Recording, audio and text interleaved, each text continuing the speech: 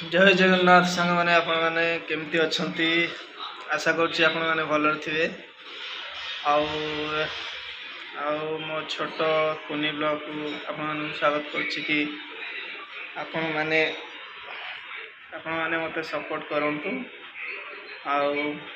आज मु कहीं ना बहुत खुशी अच्छी कि काली काली गोटे यूट्यूब चैनल खोलिकी से दुईटी शॉर्ट वीडियो पोस्ट करी। तो आज भी देखु आज्ञा आमर सेपटे आज्ञा मु शुए और तो दीटा भाई अच्छा बड़ भाई शुअती सब। तो मु गोटे कथा ये रूम रे आमर गोटे खुशी छोट बहुत छोट खुशी आसी 8 मास हम कि 8-6 मास हम कि गोटे पाराटी माने बहुत चेष्टा जारी रखी कि गोटे अंडा फुटाइवाई से हेले भी ये रूम रे जति सब पिला रोचंदी मिस्टेक रे अंडा टी माने मिस्टेक रे अंडा टी भांगी दौरान। तो फाइनाली से 6 कि 8 मास पर एबे सक्सेस पाई से पाराटी माने दुईटी कुनी कुनी छुआ फुटे। तो आमको बहुत खुशी लगे कि आम फास्ट बहुत भाईर मोर बहुत मन दुख करूँ कि से अंडाटा कहीं केमती भांगला आमर भूल जो भांगी 6-7 थर से माने बहुत चेष्टा कर जो हम माने ए घर से घर हम टोटाली झरका फरका किसी रखी जो अधा अंडा भांगी। तो ये से फुटे सारी। तो आम देखा चलते आगे।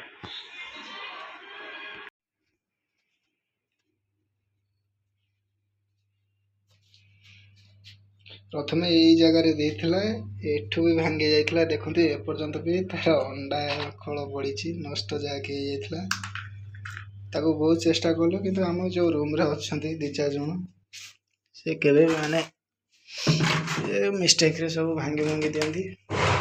तो फाइनाली एबे देखंतु जड़ी के देखो देखंतु कुनी कुनी दीटा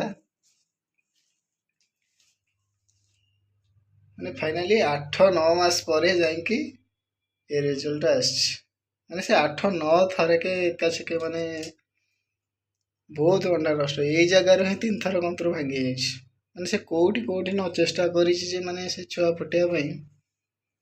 देखते ये गोटे हूँ तार बाट प्रथम आम टैप रे ही देइथिला ये जगार एपर्यंत भी ता अंडार खोल पड़ी देखी पारे।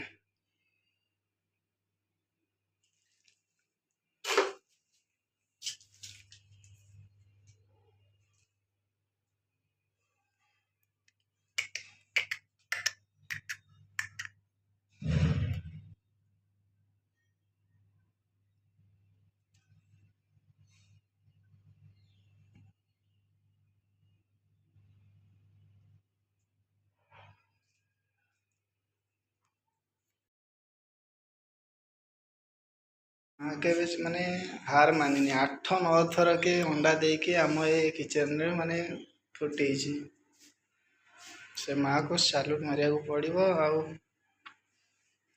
कौन कह देखिले तो ये तो रिजल्ट बहुत खुशी लगुच।